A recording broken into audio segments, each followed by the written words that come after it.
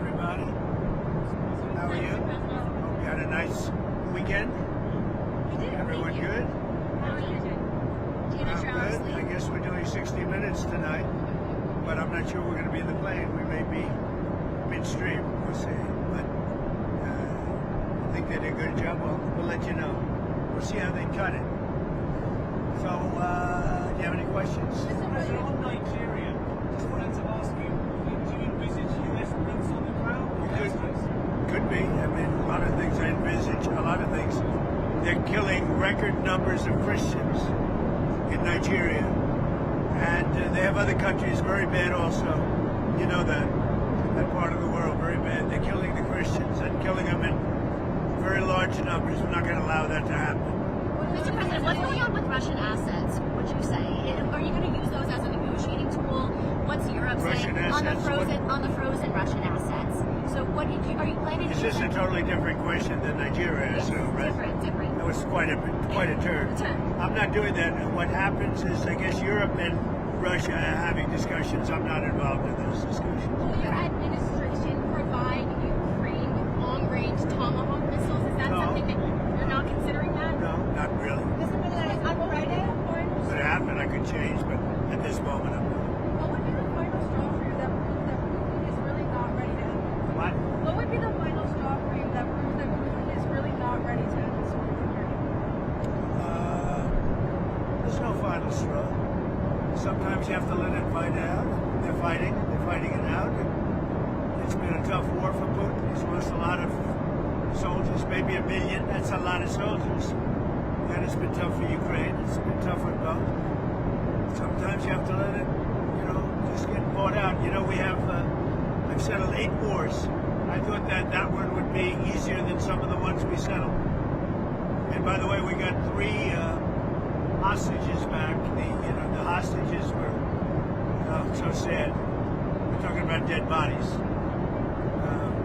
which people call hostages, but I don't know what you'd call them. I spoke to the parents.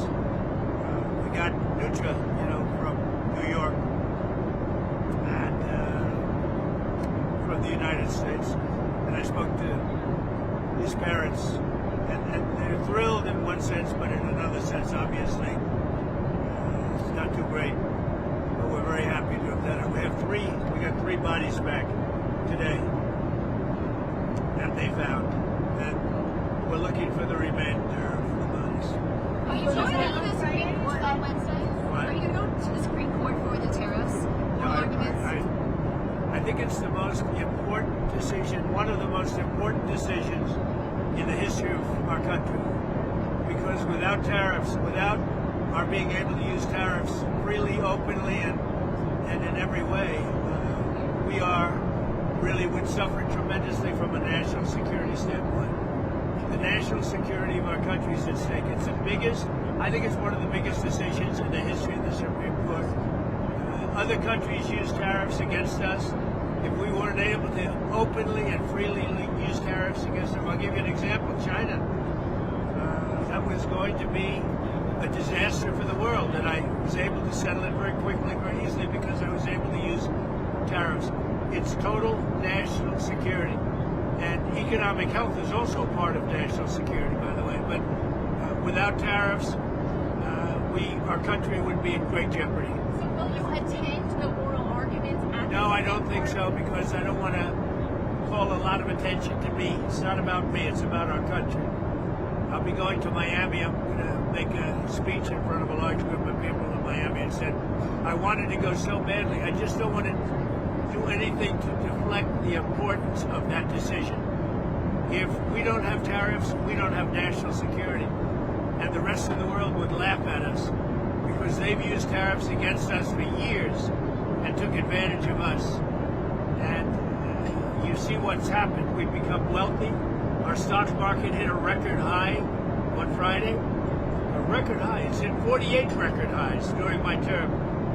And a large part of that's because of tariffs and our good trade deals. Without that, you couldn't make a good trade deal. And we were subject to being abused by a lot of other countries, including China, for years. Not anymore.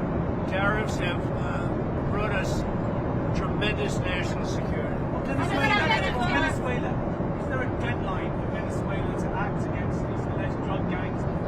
I don't ever set deadlines. I do what I do, but I don't set whether it's Venezuela or anything else. I don't set deadlines. You said that it's not true that you've made a decision on striking inland in Venezuela, but are there actual plans for those strikes in the near future? Well, how can I answer a question like that? Are there plans for a strike on Venezuela? Who would say that? Supposing there were, would I say that to you honestly? Yes, we have plans. We have very secret plans. Who would say that? You know, what kind of a question is it? Look, we'll see what happens with Venezuela. Venezuela sent us thousands and thousands, hundreds of thousands of people from prisons, from mental institutions, drug addicts, and so did other countries. That's the bad. I mean, other countries did it too, because we were run by very stupid people, very, very stupid people. Biden was the worst president in the history of our country by far. We had open borders, and many countries, the Congo, many countries, they sent their prisoners. They sent prisoners. They sent drug dealers. They sent drug addicts. They sent anybody that they didn't want. They sent them through our country.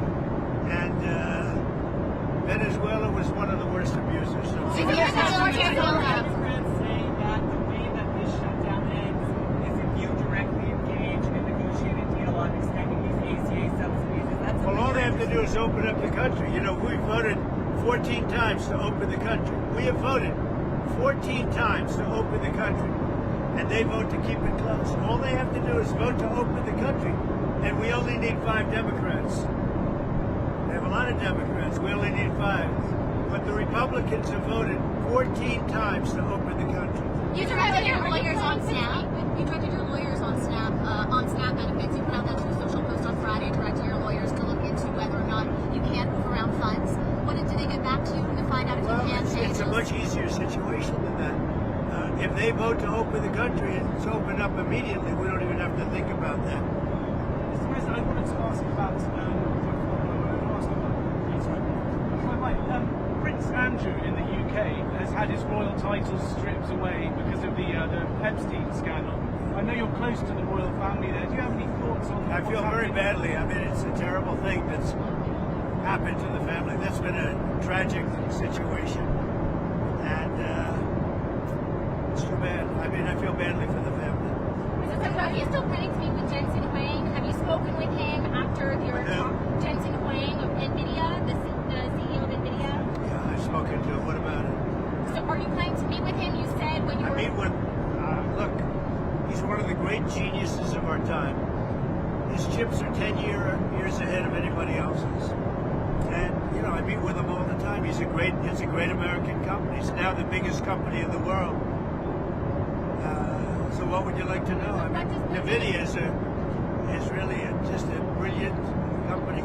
The chips are 10 years. The new Blackwell that just came out, it's 10 years ahead of every other chip. But there's nothing to meet with other than say, congratulations. But no, we don't give that chip to other people. Are you meeting with the Syrian president? We don't give that chip to other people. Are you meeting with the Syrian president at the White House? Or did you invite him? The Syrian president? The Syrian president? He may be coming. I don't know. I mean, he's working very hard. We took sanctions off of Syria to give them a chance at survival. And I hear he's doing a very good job. Thank you very much, everybody. I'm going to try and watch 60 Minutes, but I may be delayed. Let's see if they treat me better than they treat other people. Although, I do say this, they treated Kamala very well. Are you going to watch it? In fact, they changed their answers. You're going to watch it here, Mr. President? I will try, but we may land just as it starts, right? It's very split second. But thank goodness for TiVo, or something thereof, right? TiVo. We're a big fan. We love TiVo. We love TiVo. One of my favorite, one of the greatest inventions in history. Have a good time. Thank you. Thank you, Mr. President.